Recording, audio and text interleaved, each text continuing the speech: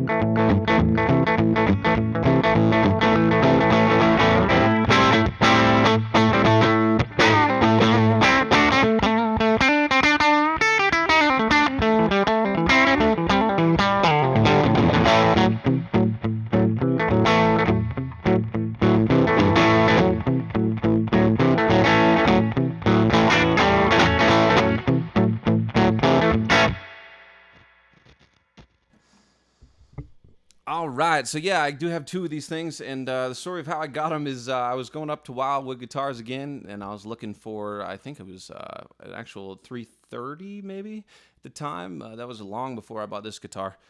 And so yeah, I just went up there checking things out, and they had 2 reverb tanks just sitting there. I think they were on consignment.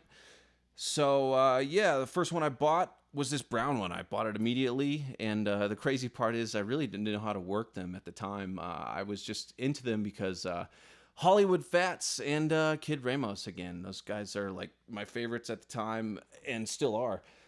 They were playing jump blues and West Coast swing, so they both used like Bassmans and reverb tanks. And at the time, I had some Tweed amps I was using. So I was like, gotta get a reverb tank. These pedals just aren't cutting it anymore. Need the real thing. So I ended up getting this brown one, and I wasn't sure how they worked at the time, so I didn't know that they had a locking system holding the spring reverb tank in place. That's for when you're traveling, so the reverb springs don't break. And what happened was my good friend Bruce Collins from Mission Amps, he lives pretty close to Wildwood, so I went straight to him just to have him check it out, because I think the Wildwood guys, they hadn't checked it out or anything, obviously.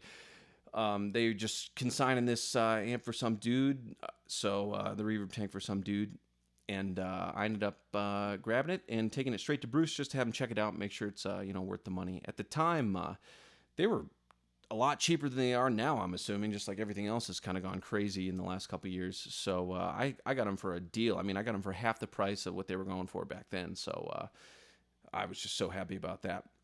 So anyways, I brought it to my buddy Bruce at Mission Amps, and first thing he did was he pulled the lock mechanism, and one of the springs had broke. So that's why you always want to lock them when you're traveling around.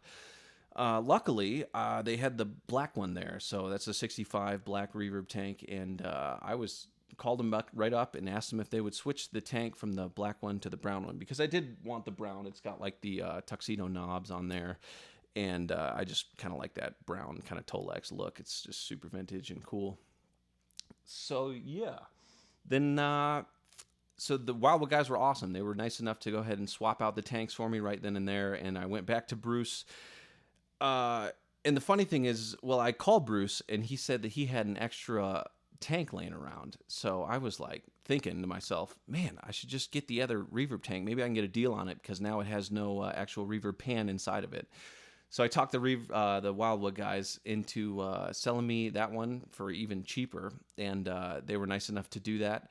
So I went straight to Bruce's, got the reverb tank installed in both of them, and we were good to go. So I was so happy about that, and now I had a backup reverb tank. And it was great, because at the time I was playing tweed amps, and reverb was the only effect I used. I just used a guitar chord straight into the amp, and that was my sound for a long time. So I basically used the black one mainly for gigging. It was a little more beat up, so I didn't really worry about taking it around and banging it around town, playing gigs all over town. I think one time this guy was drunk, hammered, dancing in front of us, and he fell into my amp and reverb tank. So that was not a fun day. Anyways, yeah, so I think the difference is there's just way more dynamics from the reverb tank than you get like in the amp reverb, and there's definitely kind of a different sound between the two. Later on, we're going to go ahead and do a shootout between them. But yeah, so here's a little more sounds. This is like a little slow blues.